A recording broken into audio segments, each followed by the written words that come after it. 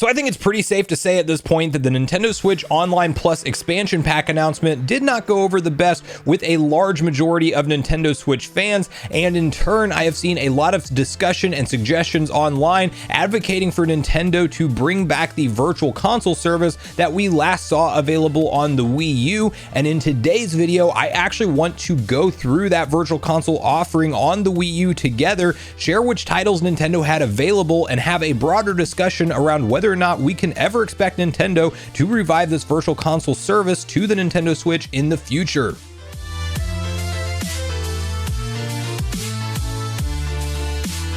What's up, Nation? If it's your first time on the channel, make sure you join Sunbro Nation by subscribing below, hit the like button on this video if you enjoy it today, and make sure you turn on your bell notification icon so you're kept up to date with all the newest gaming news. Now, as I mentioned, guys, we're doing a little bit different video today, and I actually want to hop through the Wii U Virtual Console library with you all, as I do still own my Wii U. I do love to boot it up from time to time. I most recently played through Wind Waker HD, or at least the very beginning of that game, to make a video on it, and I had a lot of fun. And one of the things that stuck out to me is the library of games that the Wii U had to offer on the Virtual Console. And of course, with the poor fan reaction to Nintendo Switch Online Plus expansion pack for the overall content that's on the service and really what Nintendo is asking for in terms of pricing on the service, there is a lot of fans advocating for the Wii U Virtual Console, or just the Virtual Console brand, to come back to the Switch and maybe have Nintendo relaunch it. And I want to kind of start that conversation off today by looking at some of the offerings that were actually on the Wii U, because they are pretty impressive for the most part. So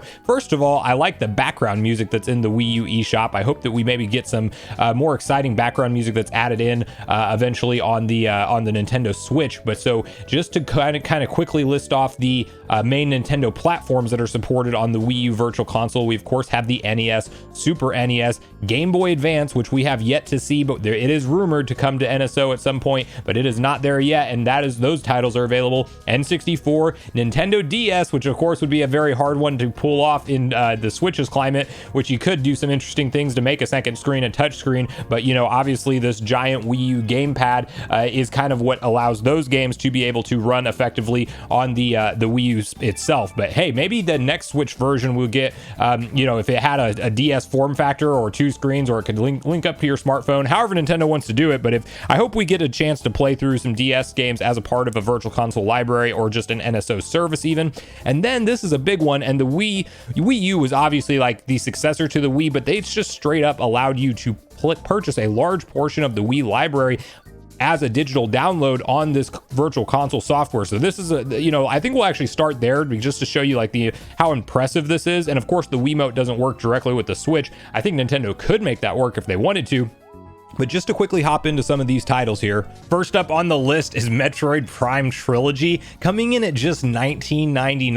And if you guys have looked at the physical purchase price of this game today in 2021, it is I think upwards of $120 on eBay last time I looked. I actually wanted to pick this up just for my collection, because I didn't purchase the trilogy on the Wii, or if I did, I lost it, because I felt like I did, but apparently I haven't, because I don't own it. But I do own all the games individually on the Wii, and it's one of those that just really went up in price over the course of time. And of course you can actually get it for just $20 as part of the Wii U Virtual Console library, which is a very, just like as I mentioned, a super impressive price. Then right beneath it you have Super Mario Galaxy 2, which of course is still a game that we are missing as part of, you know, being able to play it on the Switch, because Mario 3D All-Stars did not include this game for whatever reason. I think Nintendo just felt like 3 was enough, but this is arguably better than Galaxy 1. If not, it's at least just as good in my humble opinion. And I do think that this one is one that somehow or another needs to come over.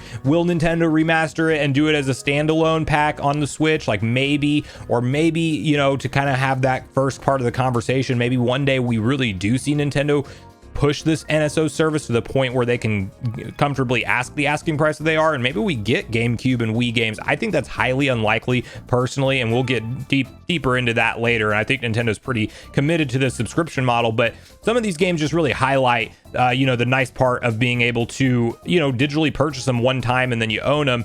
Pikmin 2, obviously, Rhythm Heaven, Fever, Super Paper Mario available from the Wii version, of course, Pikmin, the original, Kirby's Return to Dreamland, Mario Sports Mix, the original Super Mario Galaxy, all these games coming in at 20 bucks, which by the way, I mean, it's just, you can't find them for that cheap on the Wii even now. Like, these games have all gone up in value. Of course, the original version of The Legend of Zelda Skyward Sword, also at 20. Mario Super Sluggers coming in at 20 bucks. Metroid Other M, which is a very controversial Metroid game, to be fair, amongst a lot of fans, but still one that story-wise and a lot of other, reasons to at least go check it out if you are a Metroid fan. They just tried to kind of go in a different direction with that, as far as it being third person and then shifts to third person, or to first person rather, in some points.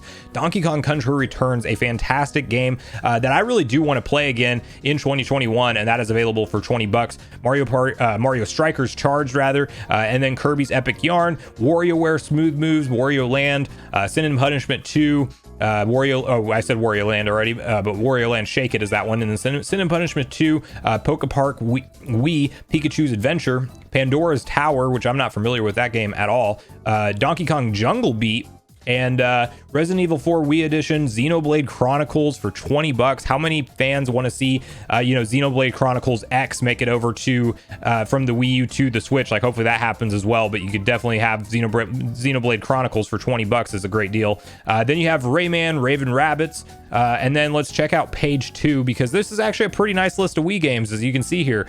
Resident Evil, The Umbrella Chronicles, Trauma Team, Zack and Wiki, Lost in Shadow, and then Excite Bikes Trick Racing, closing us out on the Wii titles that are currently available as part of this virtual console package.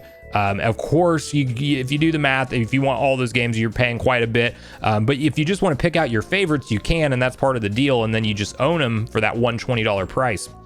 Next, I want to hop through some Nintendo DS offerings that's on this service. So let's hop into that. Brain Age is available at $6.99. Legend of Zelda Spirit Tracks, $9.99. Legend of Zelda Phantom Hourglass, $9.99. New Super Mario Bros. Super Mario 64 DS rather, $9.99 each. Like, all of the major Zeldas, all of the major Marios were always added to these virtual console offerings, and that's something that I really like to see. We of course saw them kind of drip feed it and release it over time, but the major titles that stuck out were there, whereas right now we have a lot of missing titles that we would like to see added into NSO, I think you could argue. Mario and Luigi Partners in Time, Animal Crossing Wild World, Mario Kart DS, Metroid Prime Hunters, Pokemon Mystery Dungeon, Explorers of Sky, Fire Emblem Shadow Dragon, Pokemon Ranger, Kirby Squeak Squad, Brain Age Academy, Mario Party DS, Kirby Mass Attack, Pokemon Ranger again, Pokemon Ranger Guardian Signs, Kirby Canvas Curse, WarioWare Touched, Mario Hoops 3-on-3. I won't go through every single one of these. Advanced Wars, Dual Strike, Star Fox Command, like just a fantastic library that the DS had. Yoshi's Island DS, and imagine if in a world, in 2021, if we could play some of those 3DS titles on our Switch. Like, I really want to play Metroid Samus Returns again, the remake that came to the 3DS. I would love to be able to have that as part of either NSO or part of the Virtual Console 2.0 if they would ever do that on the Nintendo Switch. Now let's quickly hop into our next console, which we will look at the N64 library of games, and it sounds like for the most part a lot of these titles may ultimately be planned to come to NSO expansion pack, because of course there was that data mine, and I think there's 38 titles roughly that have spots essentially alphabetically, so you could do some reasoning on which games are most likely to be a part of that list. So I do think we will see a lot of these ultimately make it over, but again, the big issue with NSO today is that Nintendo charges a one-time annual price up front. There is no monthly option. It's $50 out of your pocket right now, and we still don't have a clear picture of how they will follow a update schedule going forward. So for being a paying customer, you're really left in the dark with what kind of commitment they're going to stick to in terms of adding new games to the service. But of course, we have Legend of Zelda Ocarina of Time. To be fair, before we go through this whole list, we have there is a little bit of an issue with how the Wii U had the ROMs put over on part of Virtual Console, because for whatever reason they put a dark filter on them. I think that's to help out with if you're sensitive to seizures and things like that, and I think that's the reason that those are on there, to kind of tone down the flashes. They could go about that another way, but they,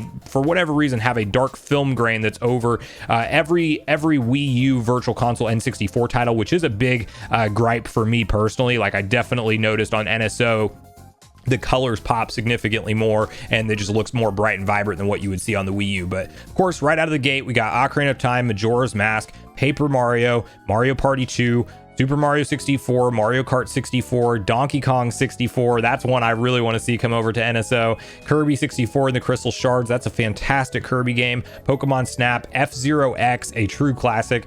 Star Fox 64, Yoshi's Story, Sin and Punishment, Mario Tennis, Mario Golf, Bomberman 64, Org Battle, Harvest Moon. You got 1080 Snowboarding, Wave Race 64, two titles I really want to see make it as well. Excite Bike 64. So a pretty nice library of N64 games, with, of course, the disclaimer that they all have that darker film grain over them, for what, or maybe film grain is not the right word to say, but basically a darker shade than what you see on the Nintendo Switch. Now, to quickly hop through some of, because there's 74 total items here for the Game Boy Advance, which shows you, we really should ultimately get Game Boy Advance added into the system as well. There's plenty of great titles to choose from, a lot of which, to be fair, are ports of older titles that existed on the SNES and even the NES, because that's what they did a lot with the Game Boy Advance. It was kind of your first time to play those classic home console games, but on the go. So there is a lot of that in the library, to be fair, but some great titles here at some great prices. So you have Super Mario Advance 4, which is Super Mario Bros. 3, which it's funny to think back to that. Every single time I was so confused as a kid when I would go and look at the Game Boy Advance boxes, because it says Super Mario Advance 4, but then right beneath it, it's Mario Bros. 3. They were essentially like one Mario game ahead of schedule on their advanced titling, because I think they kicked it off with Mario versus Donkey Kong, and maybe they called that one. I can't remember the exact story behind that, so let me know in the comments down below if you do know it. But then regardless of that, continuing down the list, Metroid Fusion, a game that, oh my gosh, it's arguably my favorite 2D Metroid besides Dread, which is now the all-time king and that takes the #1 crown for me personally. Fusion is a fantastic game. Definitely recommend every Metroid fan to go back and play that at some point.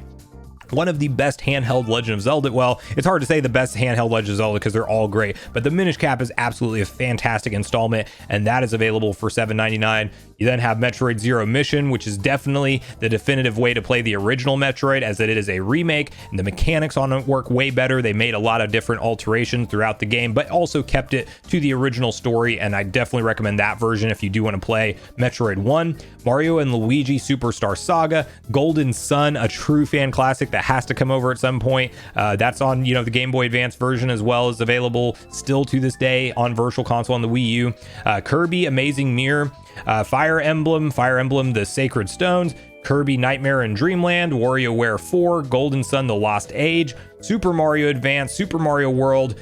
See, here's another example. So Super Mario Advance, let's answer our question here. Is that not Mario Bros 2, it looks like, because it's got Birdo and everybody? So yeah, so I'm pretty sure Super Mario Advance is Mario Bros 2. Then Super Mario World is Super Mario Advance 2. So that's kind of where they got out of whack with things. And then Mario vs. Donkey Kong is available separately, but I guess that does not have the Mario Advance title like I was thinking. Final Fantasy Tactics Advance, Mario Kart Super Circuit, Yoshi's Island, Super Mario Advance 3.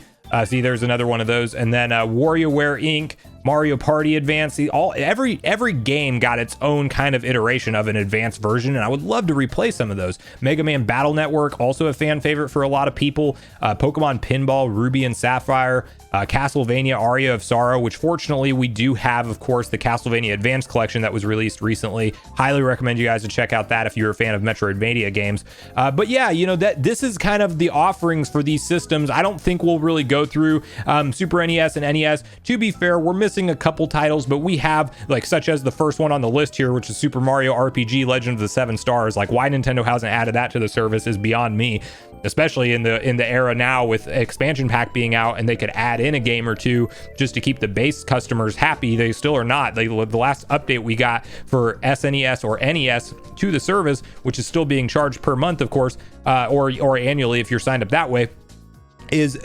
July of 2021 was the last time we saw Nintendo add 3 new games into the service, all SNES games, I believe, and they were all like shovelware games that nobody had heard of before. So there's definitely an argument to be made that Nintendo should absolutely go back to a virtual console formula. I personally, while I would love to see it happen, I'm not the most confident that it will, as I just think that the subscription model for businesses is kind of like the leading model going forward. You see it happen with movies, such as Netflix being such a giant, which by the way, we have the Netflix app available to us on the Wii U as well. But you see it with Netflix, you see it with music, obviously. Like, when's the last time you've went and bought an MP3 track? Like, everything is kind of turned into a streaming service. I'm not saying that will happen immediately with games, but my personal prediction is that at one point we will probably be living in that reality, maybe 20 years down the line from now. And it's not to say that you won't have the option to go still purchase the game,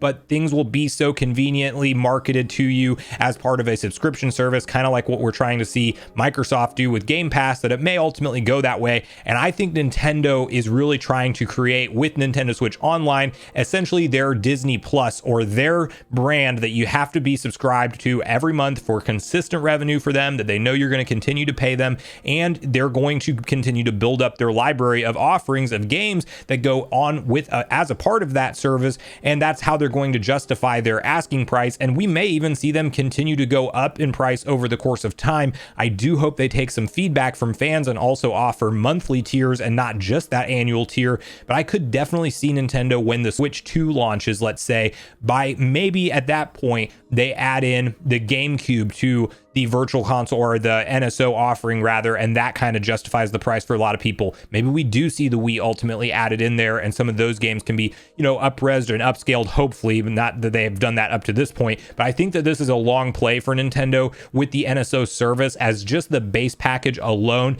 I don't remember the exact figure off the top of my head, but I think it's upwards of 30 million users are subscribed to that service for $20 a year. So it is already making Nintendo some serious bank, and all they're really having to do is have save cloud functionality, the ability to do online play, which is still peer-to-peer and not server based, which is why we experience a lot of lag and things. So there's a lot of money coming into Nintendo from the subscription model, and I think they're going to lead with it going forward. I don't know exactly how the breakdown would go if you looked at virtual console sales and how much revenue that generated them versus what they're getting now, but I think the reality is that we cannot expect Virtual Console 2.0 to launch at any point in the future. I do hope I'm wrong about that. I would love to have the option to buy a lot of these games again, and I would love to have the option to, permanently own them digitally on my Switch. But I do think that that is a thing of the past in Nintendo's mind frame at this point in time. But at this point in the video, guys, I want to hear from you on all your personal thoughts and opinion on what you think about the Virtual Console service, if you hope that Nintendo will bring it back, and if you actually do think that they will, and there is a serious conversation to be had about them offering it to fans again. Like, do you think that is a direction that they could go? Because obviously I could be wrong in my thought process. So I would love to hear from you on which side of the fence you fall on, what you think of NSO so far, what you hope they do next to really make it worth it to you, or if you are somebody who's already fully happy with it, share that with me as well, as I do look forward to getting a back and forth conversation with you all around this topic. Thanks so much for watching the video today, everyone. I do truly appreciate you all sticking around until the end. I do at this point in the video want to invite you all one more time to join Sunbro Nation if you haven't done so already. Do so by subscribing below, hit the like button on your way out if you enjoyed it today, and make sure you turn on your bell notification icon so you're kept up to date with all the newest gaming news. That's going to do it for me, guys. I hope you all have a great day. Sunbro Nation, out.